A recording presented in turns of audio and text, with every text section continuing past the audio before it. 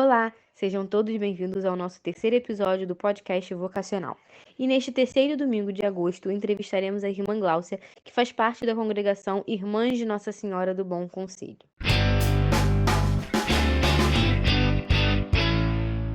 Bem-vinda, irmã. Quero começar agradecendo a senhora pela sua disponibilidade de estar aqui com a gente, respondendo as nossas perguntas e esclarecendo um pouquinho mais sobre a vida religiosa. Quero pedir que a senhora comece se apresentando para nós, falando um pouquinho da senhora. Olá a todos, né, da paróquia São Francisco. Eu agradeço muito o convite, a disponibilidade de vocês de estarem convidando e querendo saber um pouquinho mais, né? A gente fala essa curiosidade, mas essa é a nossa igreja, de saber um pouco mais sobre a vida religiosa. Eu sou irmã Gláucia, faço parte das Irmãs de Nossa Senhora do Bom Conselho, né? Nós somos a nível de instituto, né? Que é praticamente congregação também. E nós estamos, né, por vários lugares do nosso Brasil, somente no Brasil por enquanto, né? E eu, atualmente, estou trabalhando aqui no Sumaré, Centro de Estudos do Sumaré, né? Que pertence à Arquidiocese do Rio de Janeiro. E estou aqui, né, à disposição para as perguntas de vocês. Obrigada desde já pelo convite, né, e pela essa disponibilidade de vocês de conhecer um pouco mais esse nosso lado religioso da nossa igreja, que é muito, muito importante, principalmente para a juventude, né, para todo o âmbito que imagina que a vida religiosa é um outro mundo, ou um mundo estranho, né? Mas é um mundo bastante renovador e vocês vão gostar da nossa história. Um abraço. Bom, queria começar perguntando como foi o despertar da vocação, quantos anos a senhora tinha, se a senhora teve muitas dúvidas no início, como a senhora percebeu que queria realmente seguir a vida religiosa. Primeiramente, eu também vou falar que eu sou da Diocese de Campos dos Goytacazes, né? E a nossa congregação fica em Maricá, né? A Casa Mãe. Então, eu conheci, né, a vida religiosa lá, né? Através da minha igreja, através de seminaristas, né? E interessante que encaixou muito bem porque tem o carisma do Instituto é imolação pela santificação dos sacerdotes. Pois bem, vamos lá na parte inicial, né? Como eu tive essa vontade, né? Eu tive essa vontade, porque acho que eu tinha meus 17 anos por aí, quando eu não tinha mais vontade de, como toda menina, como todo rapaz, de namorar. Eu nunca namorei em casa, né, sério, mas almejava um dia ter esse namoro, né? Porque eu nunca tinha sido apresentada que tinha várias outras vocações ou outras formas de viver para ser feliz. Eu achava que tinha que ser somente o matrimônio. E que eu não discordo, mas eu acho que na nossa igreja tem que mostrar e tem que ensinar para os jovens que tem todos esses leques, seja para ser padre, seja para ser freira, para ser leiga, uma boa leiga, né? O importante é a gente buscar a nossa felicidade junto de Cristo, porque é Ele que vai mostrar para a gente. Quando eu imagino que eu estava caminhando sozinha, né, achando que no meu achismo, que todo jovem teria que namorar e tal, mas eu não tinha ninguém. Não adiantava você ficar, né, dar um beijo em um, dar um beijo em outro, mas não senti. Eu sempre fui muito resguardada, sabe? Eu acredito que Deus me elegeu de uma forma que me protegeu, né? No mundo hoje, a gente sabe que no mundo de hoje, meninas de 12, 13 anos, né, já caídas aí no mundo, né, na maldade, não enxergaram esse lado, porque não tiveram Cristo junto. Seja o casamento, seja a vida leiga, seja o sacerdócio, seja a vida religiosa, sem o caminho com Cristo, né, não tem. E todo mundo tem o seu tempo, seja para o casamento, seja para ser padre, seja para leigo, e para a vida religiosa tem o seu tempo. Então eu acredito que o meu tempo, o meu despertar, foi nesse tempo. Porque eu tentei experimentar a vida matrimonial pensando assim, eu vou gostar de um menino, eu vou namorar um menino, eu vou casar, né? E vi que não era bem assim, porque eu poderia ter decepções, né? E aí eu não queria isso, eu achava que a bondade, né, em tudo, eu achava bondade em tudo. Acredito que eu era até meia boba, né? Então eu gostava de ajudar as minhas amigas a ficarem e eu não. Mas quando elas queriam me ajudar, eu achava estranho. Eu dizia, eu não, eu não. E para não deixar nada sem graça, quando eu ficava com um rapaz, aquilo não me satisfazia. Eu ficava porque, né, e eram poucas as vezes, eu não cheguei a, como muitas meninas, eu beijei 40 vezes, 40 pessoas, 40 homens, os homens a mesma coisa, 50, 100. Não, eu não queria ser essa pessoa, né, que já passou na mão de todo mundo, né. Eu acho que Deus estava me resguardando mesmo. E aí, eu acho que foi um ou dois rapazes que eu fiquei, eu vi que aquilo não me satisfazia, né. E como eu ficava esperando, como se estivesse esperando o príncipe encantado, na minha bondade, na minha inocência, nunca chegava, eu dizia assim, eu acho que eu não sou querida, né? E eu acho que ninguém me quer. Quando eu comecei a me engajar mais na igreja, eu percebi que isso não era diferente, né? Jesus estava me trazendo para um lugar que eu estava sendo livre. Gosto de cantar, eu estava cantando livremente, sem medo. Eu estava com as minhas amizades, né, que me levaram. Agradeço muito a Deus pelas minhas amizades. E através das minhas amizades que eu comecei a perceber mais o amor de Deus. E foi dentro dessas amizades que veio à nossa paróquia um seminarista. Esse seminarista hoje já é padre, né? E ele dá aulas e tudo, e ele dizia pra gente que a igreja que não tem vocação, ela parece uma igreja morta. E a igreja tem os seus alicerces, né? Essas pilastras da igreja. O que segura a igreja, mantém a igreja segura, firme, é a vocação. E aqui tem muitas vocações, vocês precisam se descobrir. E eu fiquei com isso em mente, né? Eu fiquei com isso em mente. Confesso a vocês que ele, de seminarista, era diácono e ganhou da nossa paróquia uma, uma túnica, né? Que eles usam, né? Hoje, uma alva preta, né? Muito bonita. E ele experimentou e queria me mostrar. Me chamou lá dentro da sacristia. Eu queria que você dissesse que se eu estou bem, né? Se eu estou bonito.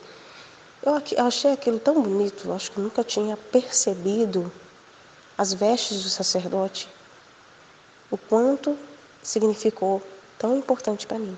Quando eu olhei para ele com aquela veste, né, a túnica toda bonita, aí eu não sabia o que dizer, eu só dizia assim, na minha inocência, achando que eu poderia ser igual a ele, né? Falei assim, eu quero ser padre. Aí ele começou a rir, falou assim, não, menina, pode ser freira, pode chegar a ser madre. Agora, padre não, pelo amor de Deus. Aí eu não entendo nada, realmente não entendia nada ainda na nossa igreja. Ele começou a dar cursos e nós começamos a se interessar mais pela, pela palavra de Deus, né? Por essa coisa de não estar obrigatoriamente dentro da igreja. Mas eu comecei a entender e beber da fonte. E através dessa fonte foi que eu comecei a me interessar mais, a entender esse lado meu religioso, né? De Glaucia que andava nas ruas dançando, né? Toda era a Glaucia que já estava trocando o jeito de vestir, era a Glaucia que não queria ouvir músicas altas. E foi aí que veio um outro seminarista que também hoje é um padre, um grande amigo meu, e perguntou para mim: por que você não experimenta a vida religiosa? Aí eu falei: bom, para eu ser freira, eu acho que eu teria que deixar a freira doida, né? E foi aí que eu comecei a a pensar sozinha em casa, né? Esse menino é doido. Eu não sabia como chegar perto de uma freira. Cidade pequena, a gente tem pouca chance, né? Depois da nossa cidade, 2 cidades depois, tinha algumas irmãs. Então, através, né? Na verdade, eu nem conhecia elas, né? Eu conhecia de longe. E na minha cidade, tinha 3 religiosas. Só que uma morava, né? A congregação dela morava na Itália. Então, eu havia muito rápido. E as outras 2, uma morava na roça e a outra morava na cidade. Então, eu não tinha muito contato com elas, né? E a congregação delas é de fazer os votos na própria paróquia. Mas como eu não entendia nada, eu as via lá, parecia que ia fazer os votos, né, na igreja, a igreja arrumada, mas eu nem me tocava, nem de ficar, porque eu não conhecia, não era ainda a minha área, né? Eu só estava curiosa ainda. E eu percebi também que eu estava começando a me interessar por outro lado, sem saber ainda esse outro lado meu desconhecido, quando como eu disse para vocês, eu fiquei esperando o meu príncipe encantado. E meu príncipe encantado nunca chegou até mim para dizer que gostaria de ter uma vida comigo. E então, quando eu comecei a pensar, se já pensou eu ser freira, né? Junto com esse seminarista que já estava na metade do ano para ser padre, e veio um amigo nosso da igreja, que nós todos amigos, a gente partilhava tudo junto, a gente lanchava junto depois da grupo jovem, a gente andava abraçado, de mão dada, era tudo amigo, né? Eram amigos próximos mesmo. E esse menino, ele estava meio triste, e eu fui, segurei na mão dele, disse para ele que eu estaria ali para o que ele precisasse. E eu não sabia que esse menino estava se apaixonando por mim. Aí foi que ele disse para mim que queria conversar particular comigo. E próximo desse seminário, esse seminarista Rio brincou: olha, eu já estou carregando ela para ser freira, você não vai atrapalhar. E ele ficou muito chateado com isso. E falando que era para eu deixar eu escolher o que eu queria, né? Eu estava tão entranhada nas músicas que cada vez mais eu conhecia.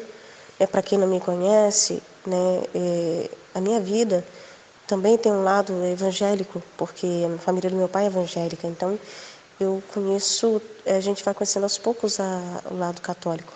Eu sempre fui católica, mas meu pai sempre nos levou para a igreja evangélica. Sempre fui batizado na igreja católica, né, a primeira Eucaristia, a Crisma, mas o conteúdo eu não tinha, né? Então, por isso que eu não entendia bem esse lado religioso. E eu sempre fui brincalhona, né? Então, esse menino pensou para mim, né? Eu queria, ele conversou comigo dizendo que queria namorar comigo, mas eu já na conversa querendo ir na minha casa e conversar com os meus pais, um namoro sério. Só porque ele gostava de mim, ele não perguntou para mim se eu gostava dele, se eu queria uma, digamos assim, uma experiência, né? Porque para mim tem que ser assim, uma experiência sós, né? Entre nós dois, depois se gostar. Aí sim entra no namoro, né? Então, que é um compromisso, mas próximo já, né? Aí ele já queria adiantar tudo. Então eu já fiquei assustada, né, com isso. E quando eu fui falar com o seminarista sobre isso, que eu tinha que dar resposta para o menino, o seminarista disse para mim assim: uai, não, você não queria? Você não queria namorar? Você não queria casar? Você tem que fazer experiência, já que toda vez que eu falo, o seminarista, toda vez que falava de vida religiosa para mim, eu ficava chateada com ele, a gente ficava sem se falar. Então ele ficava assim: já que você não gosta que eu falo disso e você não quer esse caminho, por que você não tenta? Talvez ele seja seu príncipe encantado. Namore e casa com ele. Eu falei: ele não é meu príncipe encantado. Pois tente. Só que ele falou de um jeito meio vulgar, mas eu acredito que seja para eu acordar para a vida, né? Ele falou: a juventude hoje em dia, elas gostam muito de farra. E eu fui muito farrento. Então, por que você não usa dele, abusa ele, até um mês? Ou 30 dias, ou 40 dias, né? Digamos assim. Se você não gostar, você joga fora. Ah, eu achei aquilo um cúmulo, né? Porque eu falei: o que eu não quero para mim, eu não quero para ninguém. Eu não quero fazer, porque a partir do momento que a pessoa chega perto de você e declara, é porque ele está apaixonado. E eu não estou. Aí ele falou assim, por que ele? Por que não? Quem sabe você se apaixona por ele? Tenta. Só que eu não queria nem tentar. Enfim, não tentei, porque eu não quis, né, magoar o coração dele. Mesmo assim, o menino ficou chateado comigo. E Deus me livrou muito, né, de algo muito grande, porque ele era um menino obsessivo. Mais pra frente eu fiquei sabendo que ele, de raiva, ele namorou uma outra menina e já engravidou a menina. Então falei que foi um livramento mesmo de Deus. E o seminarista mexeu comigo, né? Pronto, então você está querendo escolher outra vida. Irmã, qual foi a reação da sua família quando a senhora expôs a vontade de seguir a vida religiosa? Acredito que a família, né, de início tomou um grande susto. Primeiro que quando você sente que vai para o caminho bom, a família sempre toma um grande susto, né? A não ser que seja alguma coisa de interesse. Interesse que eu digo assim, para você ser famoso, para você... Então, como eu falei, eu canto, né? Eu toco violão, não muito, mas toco.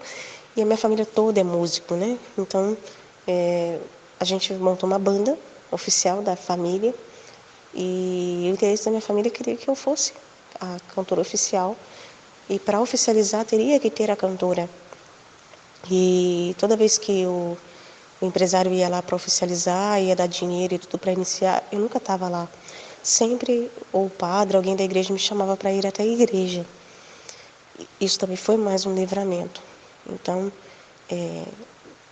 meus irmãos ficaram chateados porque perderam dinheiro.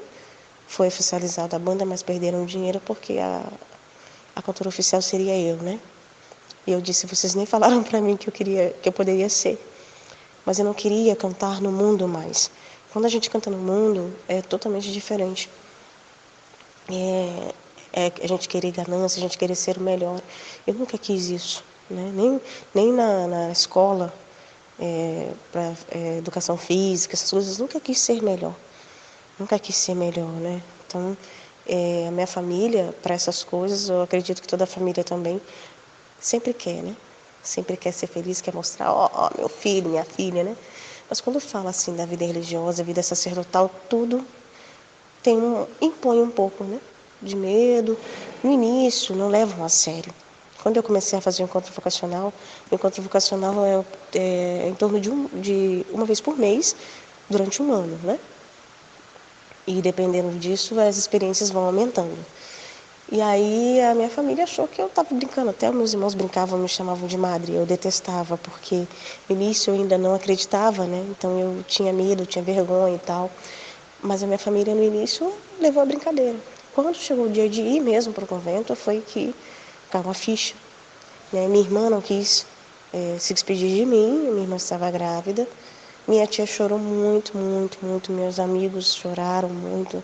Só aqueles que estavam assim desejando uma boa sorte, sabendo que a vocação está aí, né, em você, está pregada em você, que me traziam alegria, mas conforto, né? Agora minha mãe, que sempre era meia fechada, de cara fechada, nunca tivemos uma conversa em casa, assim, ela assustou, né? E assustaram principalmente que antes da gente ir para o convento, a irmã, né, que é responsável pela pastoral vocacional, vai até a nossa casa. E o nosso bispo, Dom Roberto Guimarães, que hoje é emérito de Campos, ele sempre fez questão de acompanhar a irmã nas casas, celebrar, entendeu? Então ele chegou na minha casa, para mim foi inédito, um bispo dentro da minha casa tomando café no copo, que eu não tinha xícara. E a irmã, né, que chama Irmã Rosa, que eu tenho um carinho com ela até hoje, me chama de filha até hoje, né? E arrebanhou bastante vocações para nosso instituto, né? E ela lá na minha casa, conversando com meu pai, com a minha mãe. Meu pai sempre de boa, né? É mesmo? É, não, se vai ser bom para ela, tá ótimo. A minha mãe já sempre de cara feia, de cara fechada, porque ela queria saber, perguntava algumas coisas, né? Que estava em dúvida, mas ela tinha medo, né? Porque a Gláucia que estava dentro de casa, cuidando, ajudando a cuidar das coisas, né? Não era mais a Gláucia que ia estar dentro de casa, né? É a Gláucia que está voando. Mas nós sempre temos esse exemplo. Se fosse para o casamento, a filha não teria que sair também, mesmo que a mãe chore, mesmo na verdade, as mães e os pais nem sentem tanto, né? porque geralmente os filhos moram perto, na mesma cidade, sentem mais quando vai para outro país ou para lugares mais perigosos, né? Mas hoje em dia, para eles, é tão bom, né? Agora, por que para a vida religiosa tem tanta dificuldade de entender? Hoje eu digo para você que eles entendem muito melhor do que no início. Mas no início foi barra, tanto para os meus irmãos quanto para minha mãe, principalmente para minha mãe. Qual o processo para entrar numa vida religiosa? Os votos são definitivos, vocês renovam de tempo em tempo? E quais são as etapas? Por exemplo, o padre ele é seminarista, depois ele vira diácono, depois sacerdote. E quais são, né, as etapas para a vida religiosa até se tornar freira de fato? Então, um pouco diferente do sacerdote, né, que fica 8 anos nesse período da etapa deles, o nosso período de etapa são 10 anos. Isso difere de congregação para congregação. Tem congregação que é 5 anos, no início da nossa congregação também eram 9 anos, né? E agora passou a ser 10, para que toda a congregação no início tenha um aspirantado, e nós não tínhamos. Então, agora foi incluído, né, um ano de aspirantado, que é, ou seja, a jovem, né, a vocacionada está aspirando, né, começando a conhecer um pouco da vida religiosa, aspirando, morando numa casa com uma irmã mestra, né, que para cuidar, como a gente fala mestra, é a mãe, né, como se fosse uma mãe, para poder cuidar, ensinar a parte inicial, né? Isso faz um ano. Depois passa para a etapa do postulantado. O postulantado também é um ano, né? Hoje nós temos o aspirantado e o postulantado em campos dos Goitacazes, uma casa que elas se dividem juntas, né? Tem a formação separada, mas elas juntas estão na mesma casa porque usam o mesmo uniforme, né? Que é uma saia e uma blusa de botão, uma saia até um pouco abaixo do joelho, né? Né, um cabelo mais ou menos curto, não chega a ser curto, não, né? Então não é tão exigente porque elas estão iniciando. Não existe nem o nome delas no Código de Direito Canônico, né, que é o documento da nossa igreja, nem nos nossos documentos que são as constituições, né? Então é um período que ela pode também se decidir. Por isso que eu falo que ela está aspirando, vendo se é isso que ela quer, se quer ir embora, né, dali mesmo, ou seja, conhecendo o Instituto. Depois vem a etapa do noviciado, são 2 anos. Aí da roupa comum passa para como se fosse uma jardineira, né? Meia marronzada, né? E para elas, então, é o hábito de noviça, né? Que elas ficam 2 anos em preparação. Primeiro é o primeiro ano canônico, para elas aprenderem as coisas as constituições, que é o documento do nosso instituto. Elas estudam, tem um momento mais espiritual também, né? E a casa, conhece mais o andamento da nossa casa-mãe, que é quase mais ou menos o andamento de cada comunidade que nós trabalhamos, né? E aí, ou seja, elas são preparadas, mas também é um momento que a gente fala que é mais fechado, né? Não vai em casa visitar a família, se a família quiser pode visitá-las, mas não vai em casa para elas poderem ter esse momento canônico delas, né? Fechado, mais profundo ainda, para ver se é isso mesmo que elas querem almejar. Depois tem o segundo ano do noviciado, né? Que já é uma experiência. A gente fala que é até como seminarista, é um estágio, né? Elas vão para as casas de missão que nós temos, né? Como eu hoje estou aqui no Sumaré, né? Porém, eu tenho já os votos perpétuos. Então, o noviciado, uma noviça pode ficar durante esse ano auxiliando as irmãs, né? E assim conhecendo os trabalhos da nossa congregação mais de perto, né? Então esse ano é para isso, né? De ter uma experiência mais próxima do nosso dia a dia, do nosso convívio, né? E assim se preparando para os primeiros votos. Né? E na etapa seguinte já é os primeiros votos, que são os votos simples que nós falamos, que recebe o hábito, né? E nosso hábito ele é constituído pelo, né, no cinto, coloca o Santo Rosário, né, que é a nossa oração que Nossa Senhora nos pede, né, para rezar, né, e o Cristo, né. Então, elas são revestidas, né, tem uma cerimônia muito bonita até, para a gente é uma festa, um banquete, a gente coloca a melhor comida que a gente tem condições, né, a melhor toalha, como se fosse o início de um casamento. Para mim, eu falo que a gente é o noivado, né, e a gente coloca lá a menina ajoelhada, né, renovando os votos, que é diretamente para Nosso Senhor, que é muito bonito, que algumas congregações renovam os votos, leem o papel de que nós fazemos os votos de pobreza, castidade e obediência perante a Madre. A nossa Madre está perto, mas nós fazemos perante a Cristo, porque é a Ele que nós estamos sendo esposas, né? E aí elas vão renovar depois por um ano, né? Esses votos de pobreza, castidade e obediência, pela santificação dos sacerdotes, como sempre é nosso carisma. Depois de um ano, elas renovam por 2 anos. Depois de 2 anos, elas renovam por 3. Né? E depois desses 3 anos, já é os votos perpétuos. Nessa etapa que elas estão renovando, é chamado de juniorato, né? Que chamam as irmãs junioristas, que têm os votos simples, não têm aliança. A única diferença da irmã professa perpétua de uma juniorista é a aliança. Tá? Eu estou dizendo no caso do nosso instituto. Eu acredito que a maioria de alguns institutos também, né? Só tem aliança quando se faz os votos perpétuos, a gente fala que é o casamento definitivo, né? Por isso que essa etapa do juniorato, elas estão enamorando, né? Enamorando Cristo e acertando para que tudo dê certo, para quando chegar o grande dia, né? O dia do casamento, elas possam também firmar esses votos para sempre. Então, essas são as nossas etapas, né? Também fazemos um retiro bem espiritual em cada uma dessas etapas, né? Para poder a gente cada vez mais estarmos mais íntimas a nosso Senhor Jesus Cristo. Qual a sensação de usar o hábito pela primeira vez? Deve ser, né, completamente emocionante.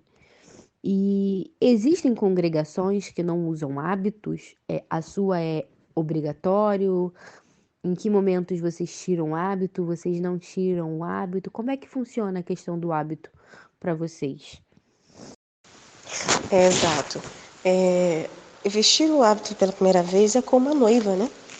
Como a noiva que veste o seu vestido pela primeira vez, até para fazer o experimento, se emociona, eu tô ficando linda, né? Para aquele momento, para o seu noivo, eu quero estar bem linda para ele, né?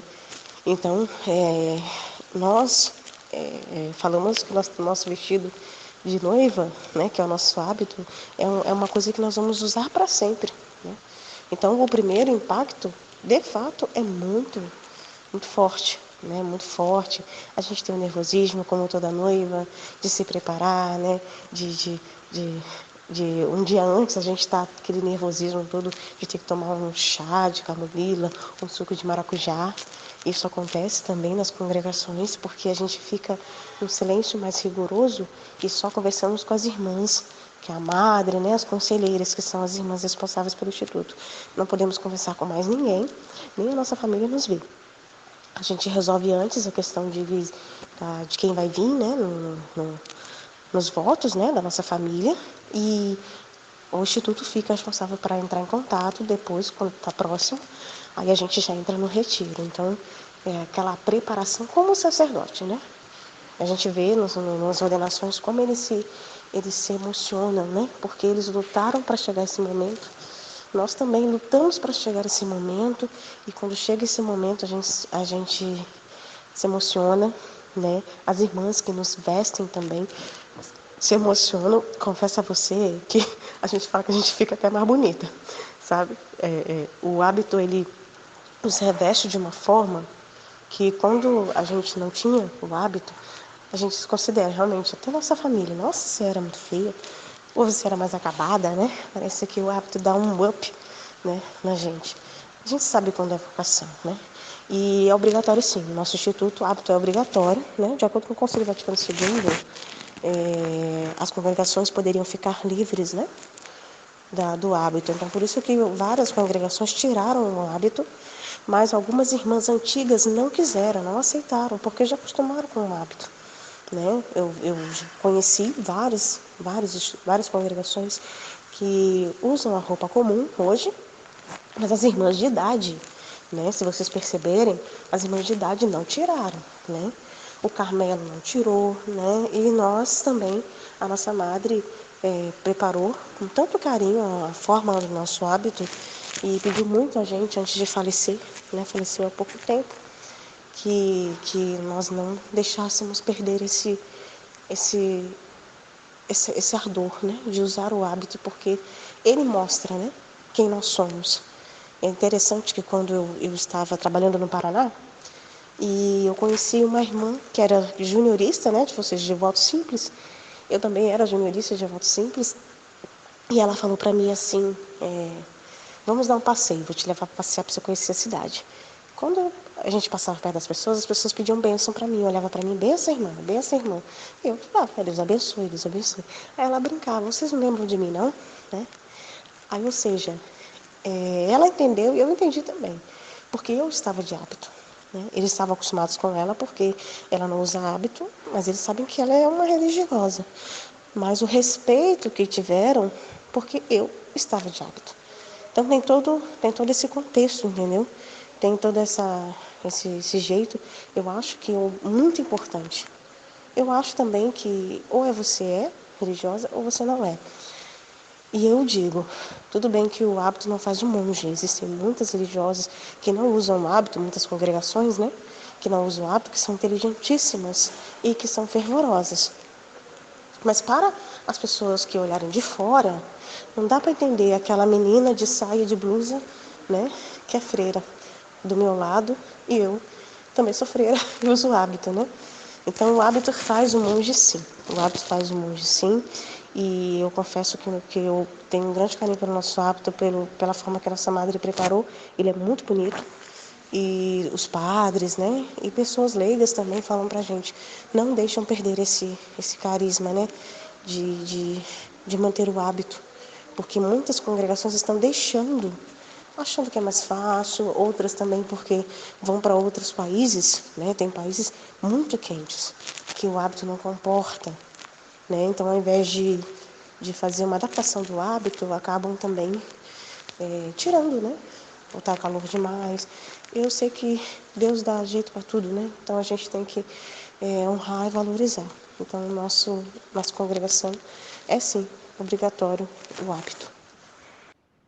Irmã, como funciona a hierarquia dentro da congregação? Por exemplo, noviças, freiras, madre, como funciona? A hierarquia de uma congregação, né, sempre começa de cima para baixo, né? A madre, né, que é a responsável por toda o instituto, assim como o Papa, né? O Papa é responsável pela nossa igreja, né? E a madre, ela é responsável por todo o nosso instituto. Mais uma vez eu falo, estou falando sobre o nosso instituto, tá? Tem outras congregações que têm outros nomes, que é mais ou menos isso que a gente convive, né? Porque o nosso instituto ele não é reconhecido ainda, né, a nível apostólico, né? Nós somos de direito diocesano, temos apenas 58 anos, então nós ainda não temos reconhecimento do Papa. Então, as congregações mais antigas que têm outros nomes. Então, o nosso é madre, mesmo a madre geral, né? Que responde por todo o instituto, ou seja, cada casa, cada irmã, ela é responsável. O padre tal quer irmãs na paróquia ajudando, ele tem que enviar carta ou mandar para a madre, ou ligar para a madre, ou ir falar com a madre. E depois vem o conselho, que são as irmãs conselheiras, geralmente são as irmãs de votos perpétuos, 4 irmãs de votos perpétuos, que regem o conselho, como os padres, né, que tem o conselho presbiteral para poder ajudar o cardeal a resolver os problemas. Então, nós temos também as conselheiras para ajudar a madre a resolver os problemas, né? Mudanças de irmãs de casa, se a irmã quer ficar, se a irmã quer sair, as formandas, enfim. Depois cai para as irmãs de votos perpétuos, né? Que são as professas perpétuas, né? Que já tem a aliança. Depois cai para os junioristas, né? que tem os votos simples, estão de hábito, mas tem os votos simples. Estão renovando os votos, né? Depois vem as noviças, né? E depois as postulantes e depois as aspirantes. Irmã, como funciona o afastamento da congregação? Por exemplo, vocês têm direito a uma vez por ano visitar a família? Se for em caso de saúde, por exemplo, da senhora ou de algum parente, por exemplo, uma mãe doente, vocês têm essa autorização para ir visitar, para ir cuidar, para ir se cuidar, né, perto da família? Como funciona? Bom, deixa eu ver mais ou menos se eu consigo te responder sobre irmos em casa, né? Nós temos sim oportunidade de ir em casa, né? Desde postulante nós temos acesso a ir em casa uma vez por ano. Só no noviciado canônico, que é o primeiro ano, que não se vai em casa, mas ultimamente se recebe visitas, né? Isso difere de cada congregação. Tem congregação que qualquer festa simples na família, aniversário da avó, do papagaio, do periquito, a menina vai em casa, né? Principalmente se mora perto, né? Por exemplo, as vocações de Maricá, as vocações do Rio, né? Agora, geralmente quem mora longe não tem essa oportunidade. E a nossa congregação, ela tem sim a oportunidade de ir em casa uma vez por ano, né? 15 dias. As irmãs de votos perpétuos têm 20 dias, né? Ao todo, nós temos 30 dias. Porém, nós temos 10 dias que tiramos para fazer o nosso retiro canônico, né? Que é em torno de 8 a 10 dias mesmo, que é um retiro espiritual que nós temos e que nós temos que estar fora da casa de missão. Nós, como qualquer outro, né, às vezes um funcionário, não pode ficar longe da casa do local de trabalho mais de 30 dias, a não ser que por motivo de doença, né?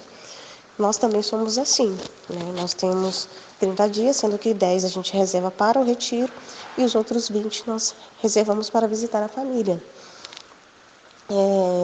Quando recebemos o hábito, por direito, né, nós temos também nas nossas constituições e no documento, nós somos por direito já do Instituto. Então, cada casa de missão nossa, como eu estou aqui no Sumaré, cada casa tem o seu contrato.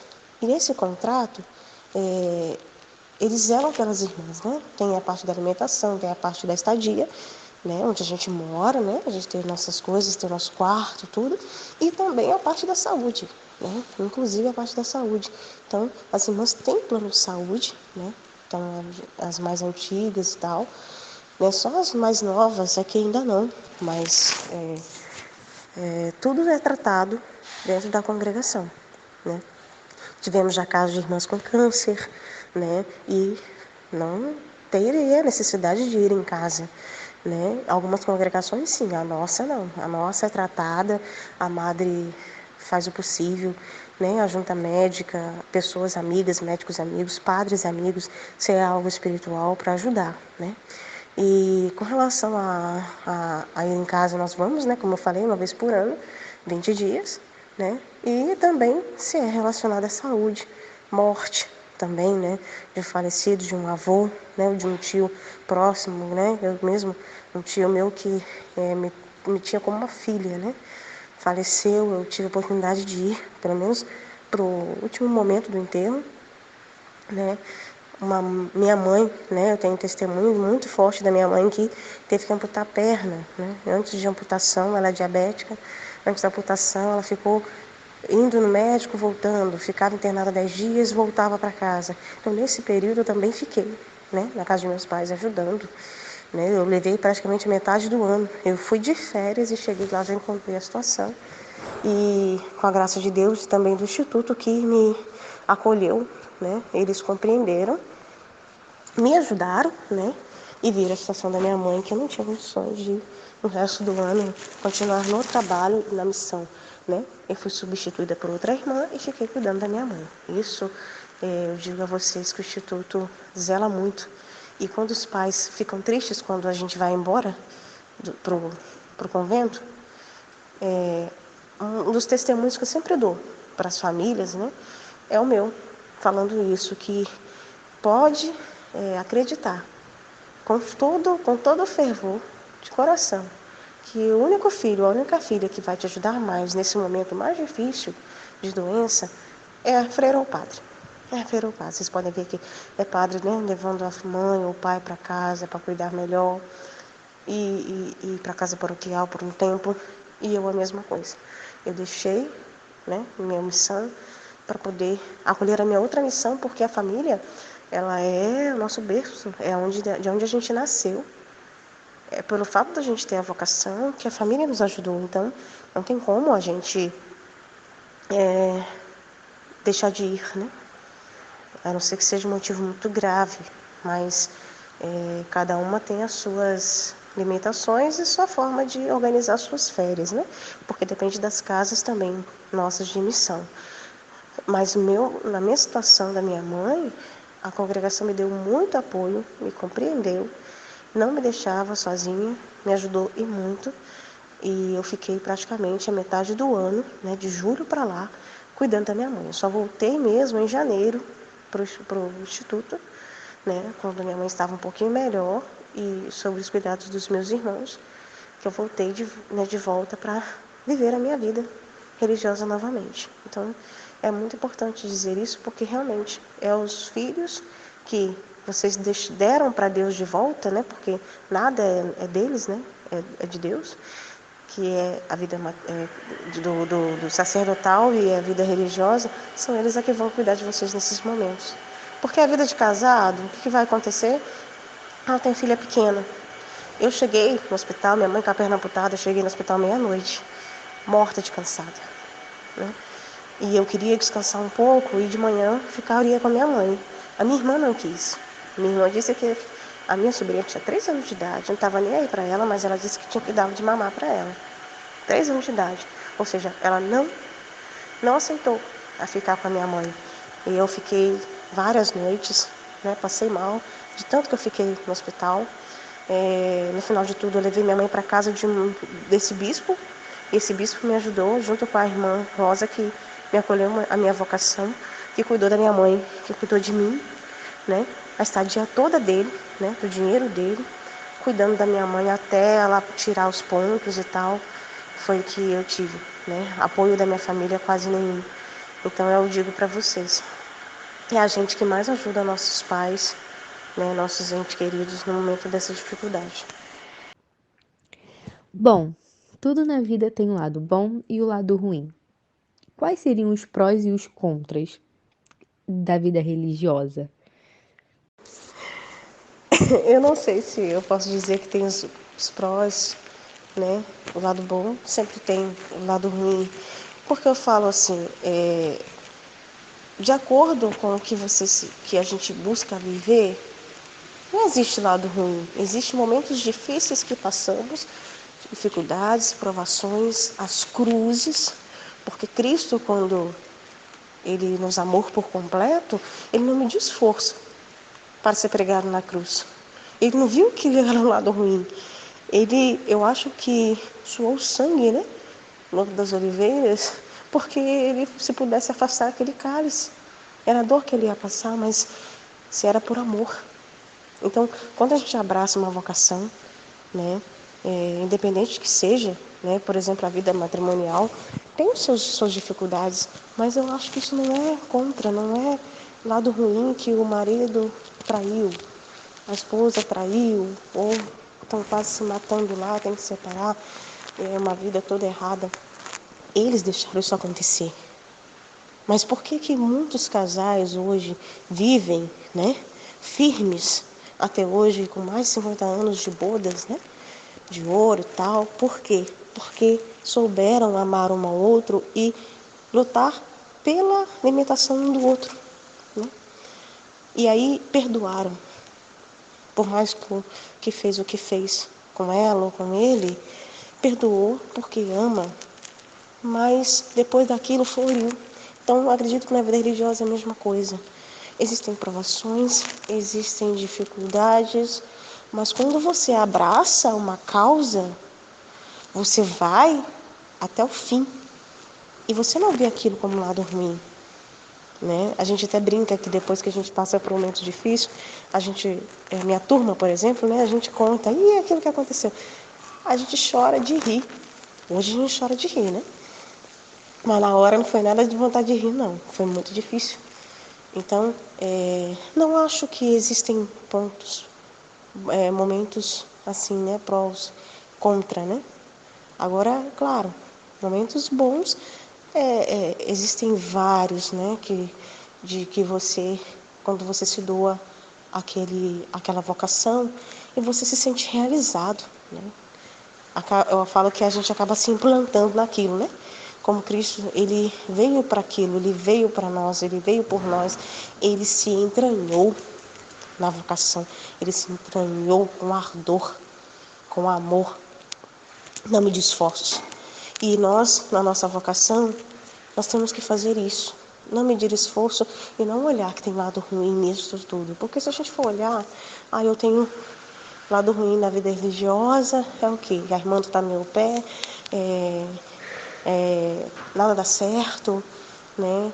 Todos nós, seres humanos, né? Nós somos seres humanos, nós erramos, nós falhamos, né? E é por isso que a gente tem que continuar, eu acho que numa vida contínua de, não só de oração, mas de batalha, entre nós, dentro de nós mesmos, né? Que a gente se sente o quê? A gente decepciona o nosso amado, né?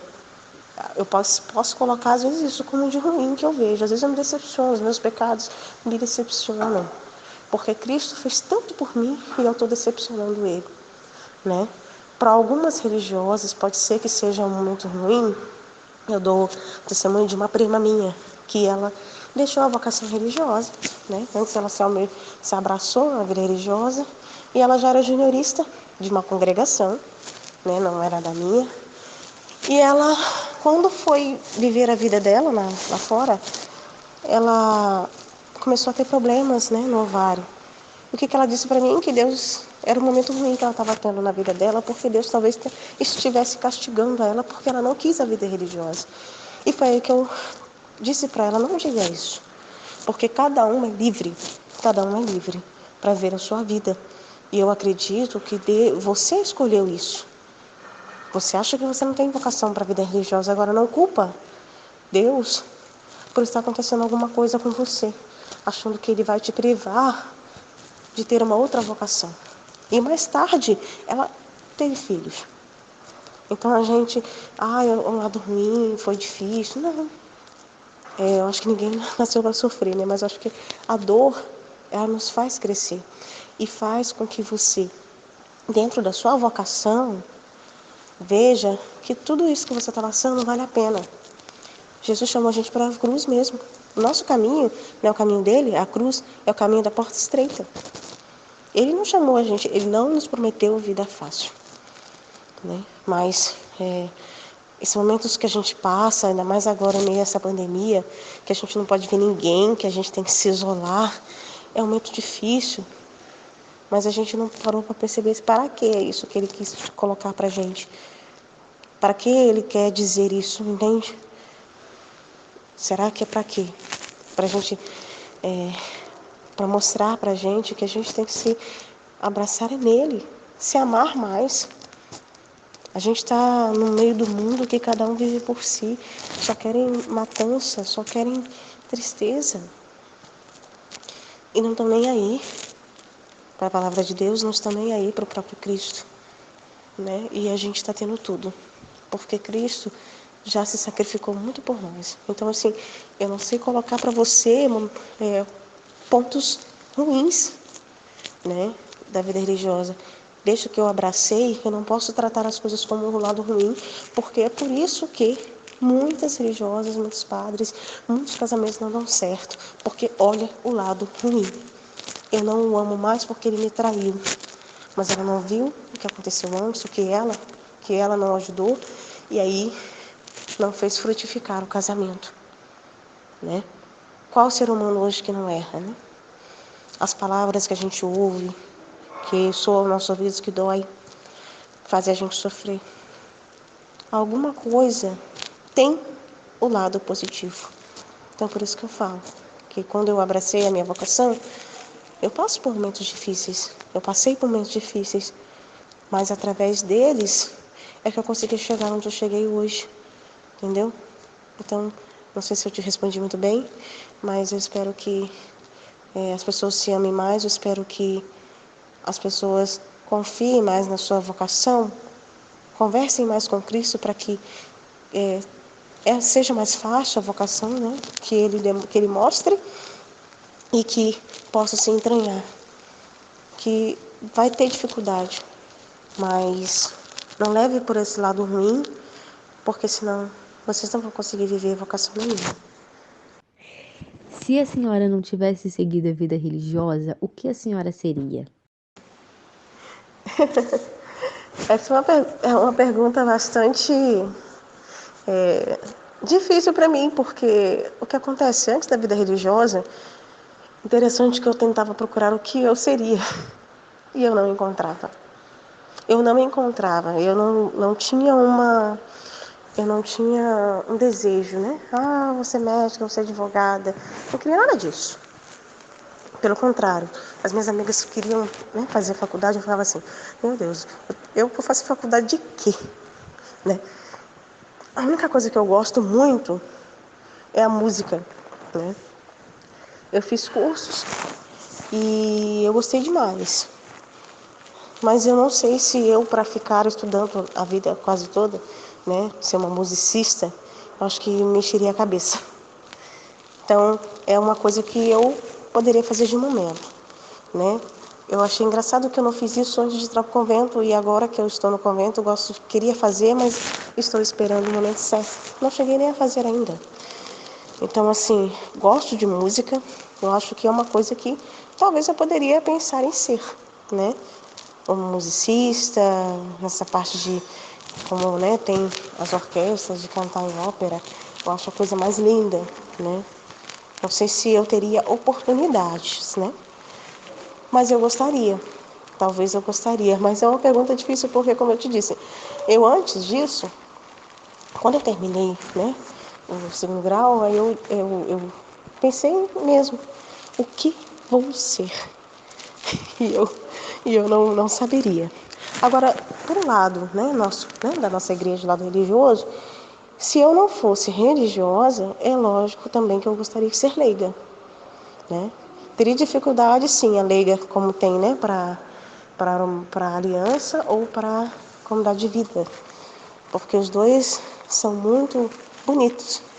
Eu acho que eu seria uma leiga, porque eu gosto de cantar, né? Eu acho que eu ajudaria muito, né, na minha comunidade e também a paróquia que eu frequentasse. Então eu particularmente, hoje, me vendo, se eu não fosse religiosa, com certeza eu ajudaria uma comunidade, porque eu não sei, eu acho que eu não estaria me vendo sem a presença de Cristo na minha vida, entende? Eu não conseguiria me vendo, vou buscar uma coisa profissional, cantar, tocar. Por isso que eu falo, eu acho que eu enjoaria rápido, então isso não era o meu caminho. Eu cantando, voltando a cantar para Deus, louvar para Deus, que eu já tinha consagrado a minha vida, a minha voz para Ele, eu acredito que a minha vocação seria para leiga. Eu até brincava muito porque eu falei assim, já que o seminarista falava tanto comigo de vida religiosa, eu achava que era a mesma coisa, né? Leigo, né? Consagrado. Então eu vou conhecer a comunidade Shalom. Eu gostava muito da comunidade Shalom, porque a comunidade Shalom ia muito na minha paróquia fazer retiros. E foi aí que eu gostei demais deles. Eu falei, se eu fosse fazer experiência, eu ia com eles. E aí o seminarista levou a gente para fazer um passeio em campus, né? No leque de vocações para a gente conhecer.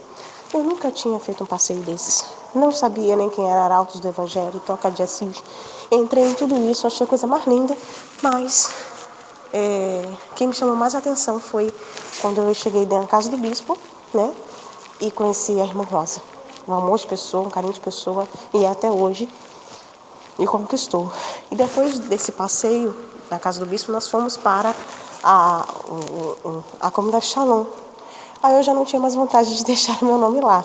Gosto muito da comunidade Shalom, adoro as músicas e que me tocam muito, mas eu acho que naquele momento não era para si. E eu já estava para ser inscrita para fazer o vocacional do Shalom e não das Irmãs do Bom Conselho, né? Como é que pode ser? Para aquela coisa, né? E uma amiga minha, que queria a vida religiosa, foi fazer o vocacional Shalom. Hoje ela não é ainda Shalom, mas ela tem filho, é casada, né? E a gente ri até hoje, né? Até a irmã, o padre, pois é, né? Vocês trocaram de vocação, né? Era para ser ao contrário, né? E Deus sabe, né? De todas as coisas, porque não fui, mas eu tenho um grande carinho pelos leigos consagrados. Quais conselhos a senhora daria para quem tem o chamado da vida religiosa e talvez ainda tenha medo, e para os que estão no início, né? Para que já estão caminhando para começar a seguir a vida religiosa? Bom, o conselho que eu dou, principalmente nos dias de hoje, é que se doem por Cristo, porque não tenham medo, não tenham medo de seguir Cristo. Ele não teve medo de abraçar a cruz por nós, de morrer na cruz por nós. E eu sei que nos dias de hoje tem tantos leques para vocações e não vejo e acabam não vendo a beleza da vida religiosa. Optar a ser pobre, casta e obediente, né, mediante a Cristo. Ter esse espelho de Maria, né, se espelhar em Maria, que disse sim. A gente sabe que não é fácil, mas eu acredito que quando o despertar da vocação acontecer, não tenham medo. Procurem uma religiosa, um padre para conversar, porque o tempo é de Deus, né? Existe um tempo para cada coisa, né? Então, cada um tem o seu tempo. Eu tive meu tempo, meu tempo para despertar a vocação foi essa. Entrei com 20 para 21 anos já, né? Existem pessoas que entram crianças, né? Adolescentes. E cada um tem seu tempo, enfim. Eu não posso julgar. Mas eu acho que muitas pessoas não respondem à vida religiosa porque não conhecem ou que não conhecem a Deus. Eu não podia responder à vida religiosa porque eu não conhecia a Cristo. Não conhecia mesmo. Eu fui conhecer, por isso que eu aceitei. Então a gente só ama aquilo que a gente conhece. Então mesmo que aqueles que só pensam que existe uma vocação na vida, eu convido a vocês a entenderem a vida religiosa, as outras vocações, porque vale a pena. Vale a pena seguir Cristo, vale a pena você doar, você se entregar totalmente por amor a Ele. Eu tenho certeza que você não vai se arrepender, mas se você tiver desconhecimento, procure um padre, uma religiosa. As congregações têm as pastorais vocacionais também. Então procure a pastoral vocacional.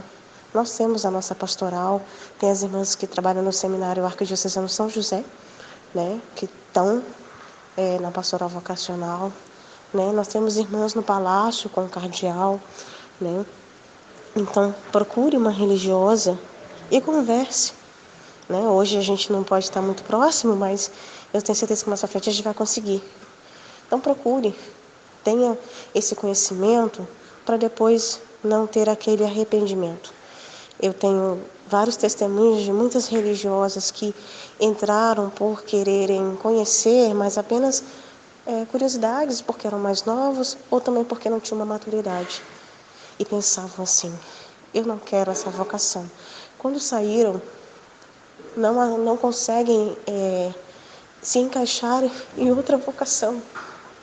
E aí ligam para a gente, principalmente para as irmãs que cuidam das vocações, as mestras, e diz muito para que não deixem as meninas irem embora sem conhecer, sem entender que vale a pena, porque agora a gente está aqui fora, a gente está passando muito aperto. A gente não valorizou esse tesouro que Deus nos deu. Então, eu tenho uma frase que eu aprendi de uma irmã que é muito querida para mim, e ela me ensinou muito no início. Ela disse para mim que colocasse a minha vocação acima de tudo, acima de qualquer coisa. Sabe como tivesse aquele penhasco bem grande e a gente tinha que passar por pedras, né, tropeçar? Coloque a vocação assim acima da sua cabeça e vai, sabe? E vai. E proteja ela, porque ela é o teu maior tesouro. A tua vocação é maior que a tua vida. Então é o teu maior tesouro. Então, se a gente olhar por esse lado, esse tesouro precisa ser descoberto. Está em algum lugar aí do seu coração que ele vai abrir. Falta você deixar. Mas peça a Deus. A gente só consegue a verdadeira vocação, rezando. Joelho no chão, rezando e pedindo a Ele para que Ele possa mostrar o teu caminho e que você faça. Como Nossa Senhora, esse fiat. Sim, Senhor, eu faço a tua vontade. E eu tenho certeza que você vai ser feliz. Se você quer a sua felicidade está na sua verdadeira vocação. Então não está na vocação que você quer encontrar sozinho. Tá bem? Quero agradecer muito a paróquia, né, São Francisco por ter me convidado para esse podcast. E eu fiquei muito feliz de poder ajudar vocês, falar um pouquinho da nossa história e de como que é a vida religiosa. Espero poder ter alcançado e contem com minhas orações para que também suscite, né? Deus suscite vocações nas paróquias de vocês para que elas possam ser esse alicerce que vocês também tanto precisam, tá bem? E rezando também pela vocação de cada um de vocês nesse mês vocacional. Um forte abraço, muito obrigada e precisando estamos aí. Fiquem com Deus. Muito obrigada, irmã Gláucia, por aceitar participar do nosso podcast. Foi muito importante e esclarecedor conversar com a senhora sobre a vocação religiosa. Espero que nossa entrevista tenha ajudado a esclarecer e a, quem sabe, gerar novas vocacionadas, não é mesmo? Que Deus continue abençoando a senhora e que através da sua voz muitos e muitos corações sejam tocados. A senhora tem uma voz maravilhosa que eles não vão ouvir aqui no podcast, mas vai sair um vídeo do nosso IGTV lá no Instagram, @paróquia São Francisco de Assis CG, e vocês vão ver como a voz dela é maravilhosa, parece um anjo cantando. Eu que agradeço, Thaisa, a você, a toda a sua comunidade, a Paróquia São Francisco. Agradeço, né, ao Padre Anderson, que primeiramente me fez esse convite. E somos amigos de longa caminhada e tenho um grande carinho por ele. E que eu quero agradecer ele também, pedir a todos os jovens, sempre aqueles que tiverem sentindo o chamado, não tenham medo, não se calem, porque a messe é grande e os operários são poucos. Nós precisamos de operários para a messe de Cristo. Então, se Deus te chama, não tenha medo, porque é o melhor caminho, é o caminho para a felicidade que todos querem, né? E não se esqueça que a tua vocação é a tua maior vida, é o teu maior tesouro. Por isso que ela é maior que a tua vida. Então, se abandone em Cristo, na vontade de Deus, que você vai encontrar a razão do seu viver. Um forte abraço a todos, né? É claro, né, que eu vou também dar uma olhadinha lá no Instagram da paróquia para a gente poder ouvir, né, esse dom que Deus me deu, que eu possa irradiar cada vez mais, tocando os corações das pessoas, principalmente aquelas que mais necessitam nesse momento de pandemia. Forte abraço a todos vocês e até breve, né? Se Deus quiser. Fiquem com Deus.